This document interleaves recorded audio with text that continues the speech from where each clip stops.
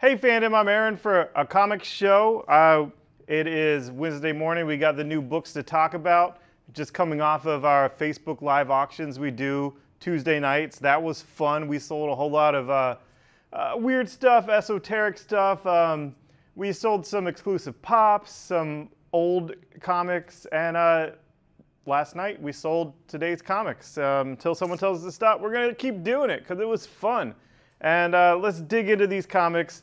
The biggest book of the week for me is Heroes in Crisis. I know this is a very divisive book. I know it's very polarizing and all those political words that means some people like it, some people don't.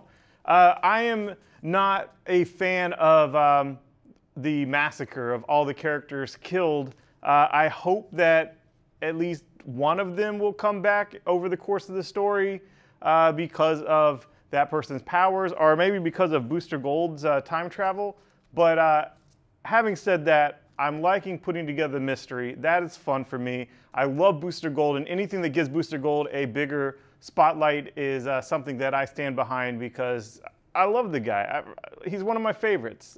Him and Ted Core, Blue Beetle, Guy Gardner, those guys are my boys.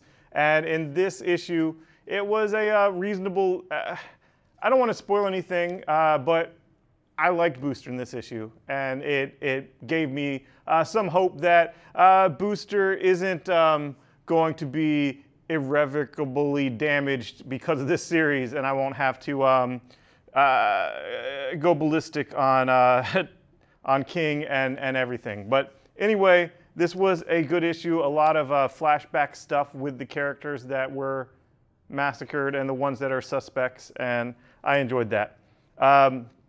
Moving on, DC's Nuclear Winter Special.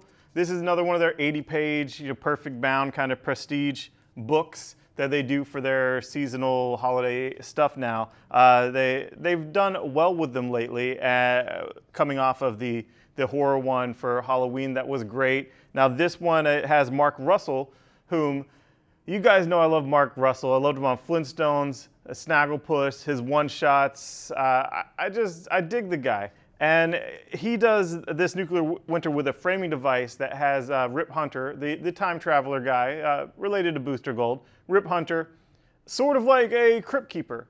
He is the connecting tissue between each of these stories. And it's good. I enjoyed it. I liked it. There's several different stories. There's a Damian Wayne story, Harley, Commandy, Wonder Woman. You see the cover. And it's all post-apocalyptic. So I dug it. If you're wanting a holiday special that isn't so, traditional, Nuclear Winter is your book. And then finally for Drowned Earth, the finale is here. This is the variant cover that we have for cover price.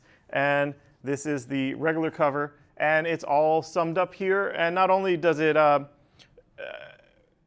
close all the holes here, it sets up Aquaman's new run with Kelly Sue DeConnick. It's set up with the end of this issue. So get ready for that. I read the first issue. It was pretty good. And I watched a Facebook Live video where she was selling the book to us retailers, telling us her, her ideas, the concepts she's working with, what her main themes of the Aquaman book was, and I really liked it. It was something where she asked us not to reveal stuff because it would be taken out of context and clickbait, and Kelly Sue's trying to do this to Aquaman or that to Aquaman.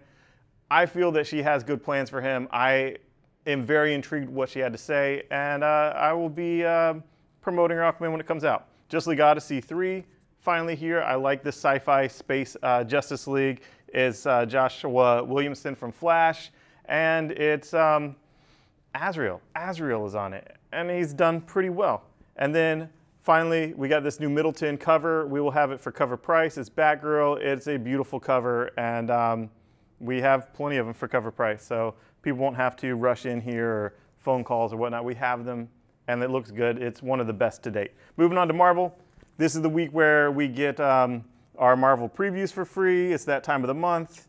Here's Thanos with the Guardians of the Galaxy by Donny Cates. And you have the X-Men where it's the two dudes that have been missing from the relaunch of Uncanny. You got Cyclops and Wolverine, and they promise to be here if we believe the covers by issues 11 and 12.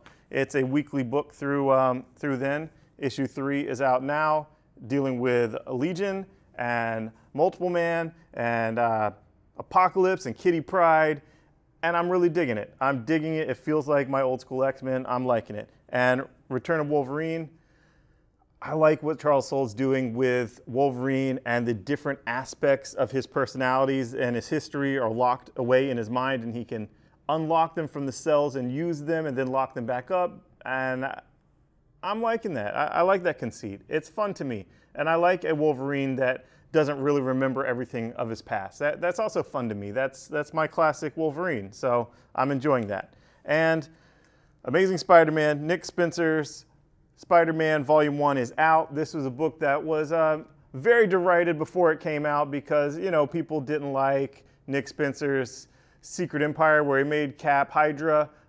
Some people that read it didn't like it. A lot of people that didn't like it didn't really read it. They just didn't like the concept. And, you know, whatever. It wasn't the right time and place for that story. I'm not saying it was a bad story. It wasn't the right time and place for the story. This is the right time and place for Amazing Spider-Man. I'm not saying he's pandering, but he's giving people what they want. And maybe that's what he wants to do. Maybe that's what he has to tell with Spider-Man. Otley, his art is great on this. Otley, who did Invincible for years, is perfect for Peter Parker. And I like Nick Spencer. I like him bringing Mary Jane back into the fold and dealing with some of the personal issues. Issue 10 is out. Some of the personal ramifications of these big, crazy, you know, one more day, one moment in time, putting his secret identity back in the box. When he puts his secret identity back in the box, what's up with Black Cat doesn't remember who Spider-Man is, but she knows she's like had sex with him, I guess, but she can't even remember what his face looks like under the mask, much less his name. And is that really fair to her to take those memories away? And that's what's dealt with this issue. And it's cool. I'm digging it. I like what Spencer's doing, picking up from different fragments of Quesada and Dan Slott's run. Dan Slott, some with the getting the degree where Otto got the PhD for Peter, and then the plagiarism stuff, that's in there in Volume 1. I like that. I like what he's picking up on. And Dan Slott, don't worry, I still love you, pal. I'm just saying this Amazing Spider-Man, Nick Spencer's making his own, and I'm liking that. But Fantastic Four, issue 4 is out. We have the Fantastics with X on the end. It's a new team of knockoffs trying to be the Fantastic Four.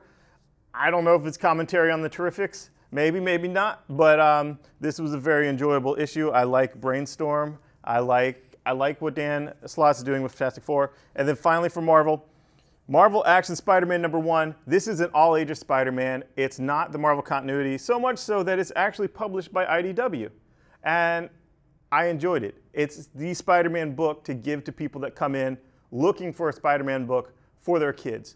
Moms or dads wanting to read it to young kids that can't read yet. Kids that are just learning how to read could read it. That wove a web between Spider-Gwen, Ghost Spider, Miles Morales Spider-Man, and Peter Parker Spider-Man, where they're all going to the same high school. None of this crazy different Earth's continuity nonsense. They're all the same high school. They're all dealing with the same problems. They all have some kind of spider powers.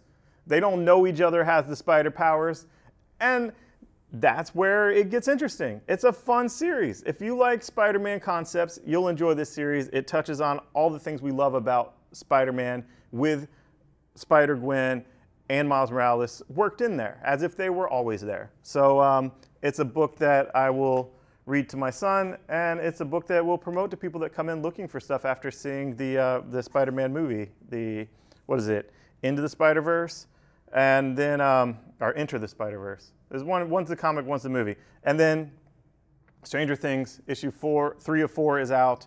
It's the camera following Will in the Upside Down. So it's following him. So where in the show we saw, we saw the lights, we saw the mom, we saw the other end of the walkie-talkies. The camera is following Will in the Upside Down. So you're getting some more insight with that. And, it can be the Stranger Things fix between seasons.